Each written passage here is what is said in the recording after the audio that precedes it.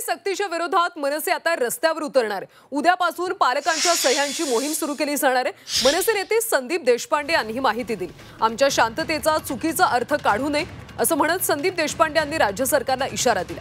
हिंदी सक्तीच्या विरोधात मनसे आता उद्यापासून थेट रस्त्यावर उतरणार। मनसे उद्यापासून पालकांच्या सह्यांची मोहीम सुरू करणार आहे। मनसे नेते संदीप देशपांडे यांनी याबाबतची माहिती दिली। तसंच मनसेच्या शांततेचा चुकीचा अर्थ राज्य सरकारनं काढू नये असं संदीप देशपांडे यांनी म्हटलं। मी आता जी हिंदी सक्ती विरोधातली लढाई आहे ती आम्ही अत्यंत शांततेने करत होतो। आमच्या शांततेचा गैरअर्थ सरकारने घेऊ नये।